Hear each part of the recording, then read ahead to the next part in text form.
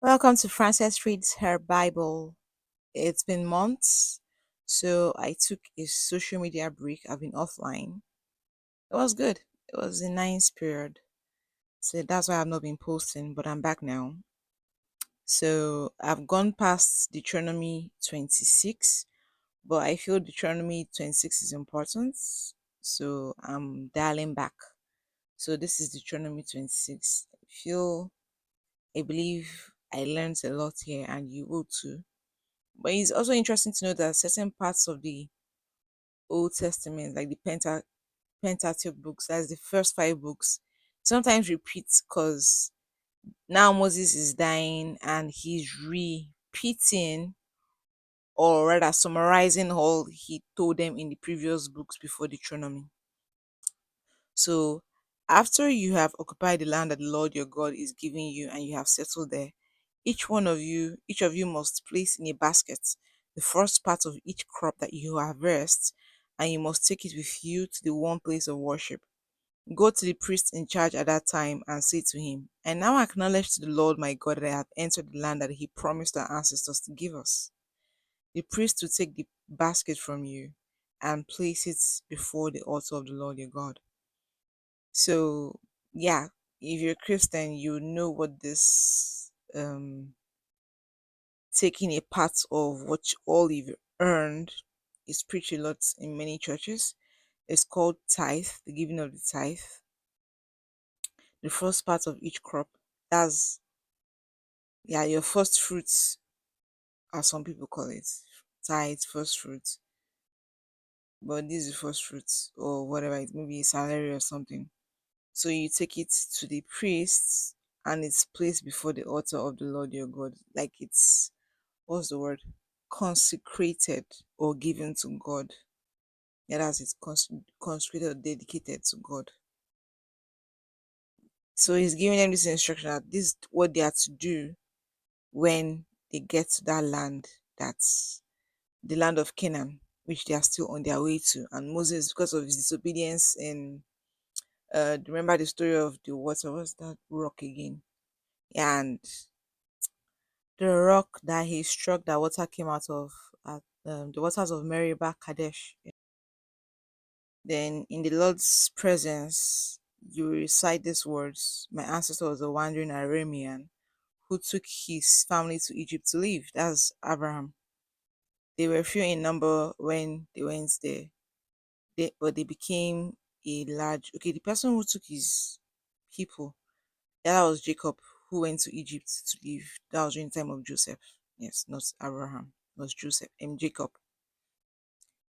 They were few in number when they went there, but they became a large and powerful nation. The Egyptians treated us harshly and forced us to work as slaves. Then we cried out to the Lord for help to the Lord, the God of our ancestors. He heard us and saw our suffering, hardship, and misery. By his great power and strength, he rescued us from Egypt. He worked miracles and wonders and caused terrifying things to happen. It's interesting that this they are being asked to repeat this, like reminding God of what he did and his promises, of who they are and what he said he's going to do. I think that's why they have to, and remember that because of what the Israelites did, the generation that came out of Egypt are all dead now. It's just Moses, um Joshua, and Caleb left. But Joshua and Caleb will enter into the promised land, but Moses is going to die. Those ones they wandered. God said that generation will not get into the promised land. So the people being made to recite this now are those who were actually born during the 40 years of the wilderness, being lost in the wilderness, moving around. A journey that should have taken 40 days, taking 40 years.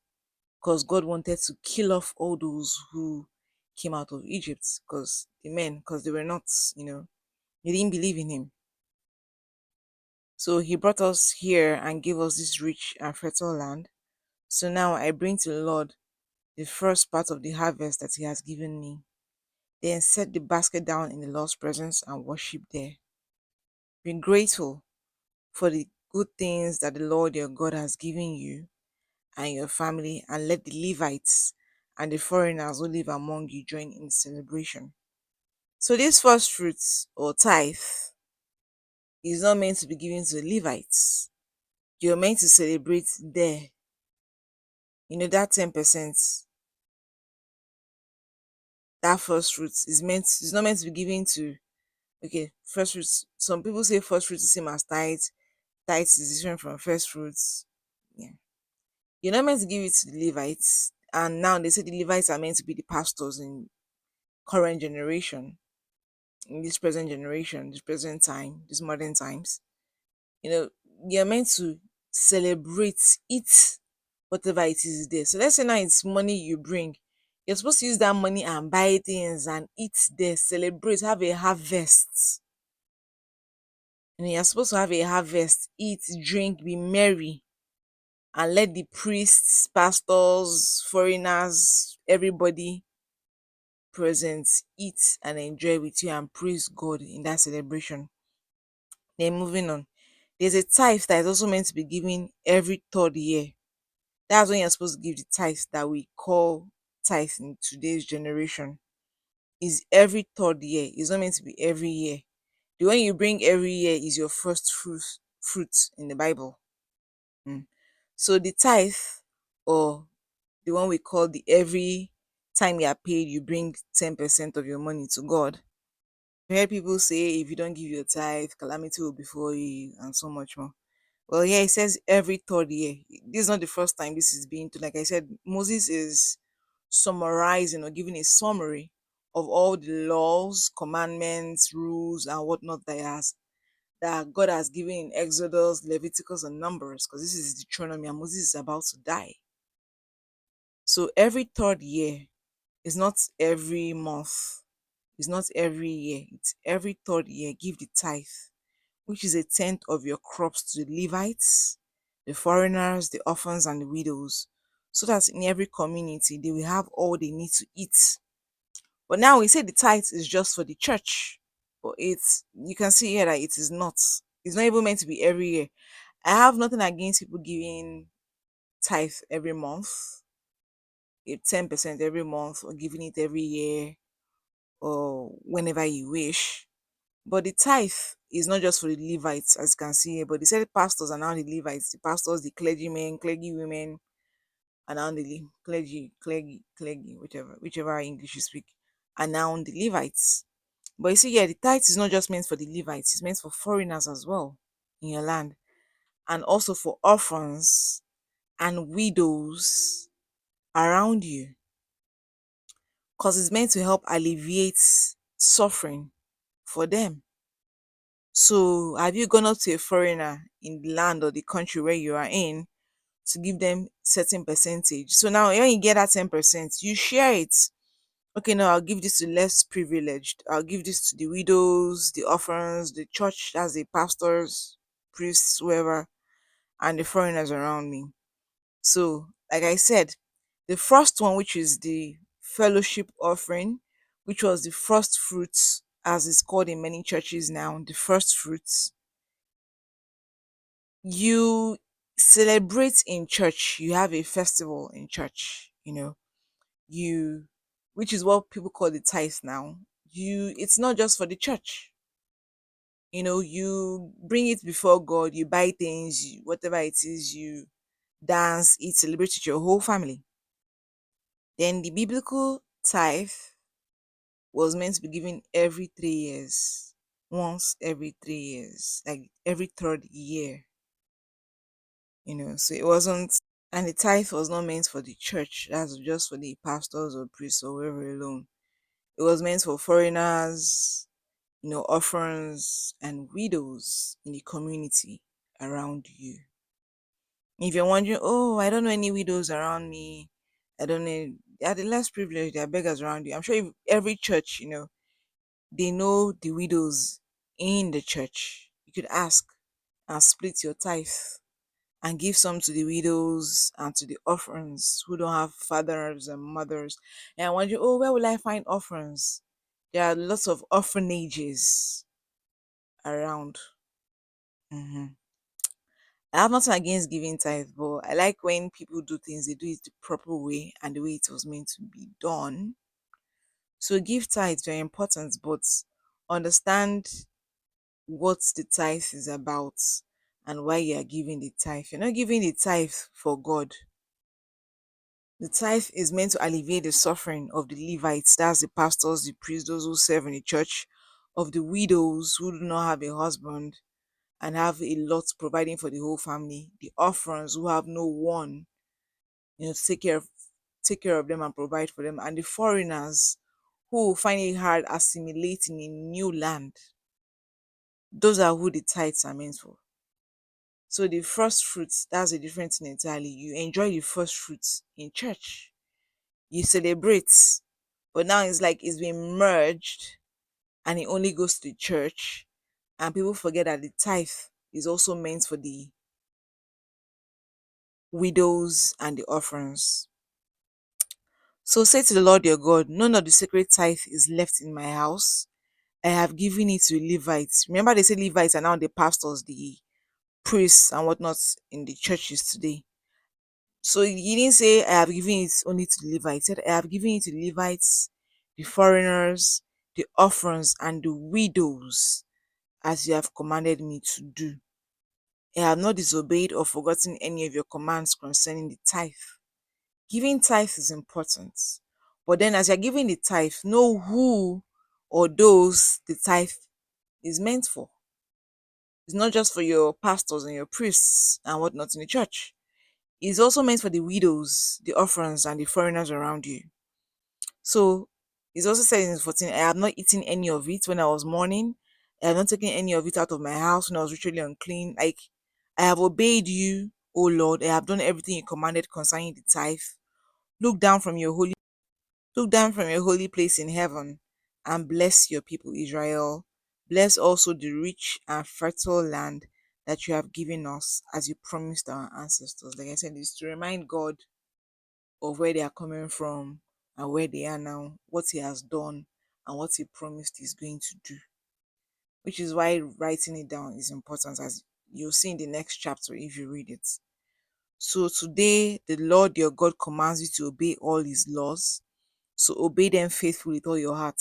We always assume that the Ten Commandments are the only laws in the Bible, rules given by God in the Bible. But no, there are others. And this first fruits, tithe, are also part of the laws given by God for our own benefits.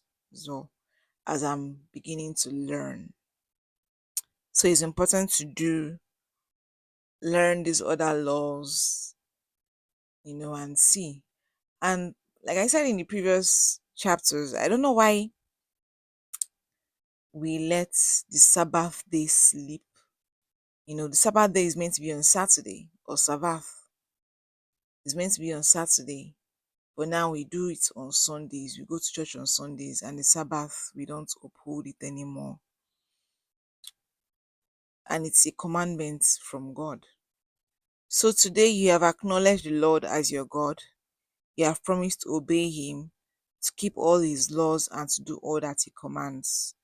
Today, the Lord has accepted you as His own people, as He promised you, and commands you to obey all His laws. He will make you greater than any other nation that He has created, and you will bring praise and honor to His name. You will be His own people as He promised. So, things I've learned from this chapter, it's always good to remind God of the things He has done in the past, of the promises He made, you know, maybe the trajectory of your life, the things He has saved you from off, the blessings He brought your way.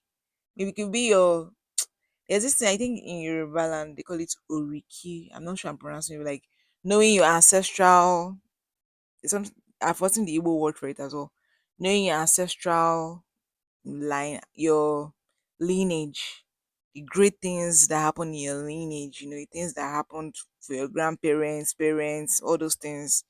remind God. That's what they are basically doing. You're reminding God, oh, see what you did for Jacob. Jacob went here, then Jacob has so many sons, and we all came out from, and we were enslaved in the land of Egypt, and we all came out, and you have blessed us, you have brought us here, we are prospering. Here's the first thing that my first harvest, my first fruit, receive it, and they're going to fellowship offering. I'm going to have celebration, reminding you of all that you have done. Here's also my title. I didn't forget. Here it is. Your laws, your commandments. I'm keeping them all. So, in reminding God of all that He has done, did, promised to not just the ancestors and how He has blessed them, they now say, okay, we are keeping as a reminding God too that we know your laws, your commandments, and we are keeping them, you know. And now He's telling them, okay, yeah, as you've done all this, God will make you greater than any other nation that He has created because they have kept God's rules, laws, commandments, giving the first fruits, giving the tithe, which I've also learned that the tithe is not just for the church or for the priests or for the pastors. Your tithe is meant to be split between the church, that's the Levites, the pastors or priests, the orphans or the orphans, depending on your English, the widows, and the foreigners. These four people are who I am meant to split my tithe amongst. And that the tithe in the biblical times was paid or given to God according to God's requests every 3 years, not every month, not every year, but every 3 years. They give God, as in that tithe in dedication to God, and that the first fruits is meant to be given every time you work, whatever comes, So, yeah, the first fruits which Moses told them to do in that new land from whatever the proceeds they, from their first harvest is what we now call the tithe today. And we're going to begin that tithe today. Remember, the tithes or your tithe is not meant for just your church or your pastors or your priests. Francis, you're also supposed to give your tithe, split it, and look for widows around you, orphans around you, and be a blessing to them. And then also remind God, oh, we've kept all your laws, all your commands, all your rules, and everything. We've obeyed you. And then God will do as He has promised, which is what Moses is telling them. Do all these things, remind God you have done it, talk to God about all He has done, did in your past and present. Keep the laws, the rules, commands, everything, and God will bless you beyond your wildest imagination. So thank you so much for listening to Francis Reads the Bible. Remember, I'm not a pastor. I'm just a follower of Christ, reading her Bible and hoping it helps you read yours too. Till next time. God bless us all and keep us. Goodbye.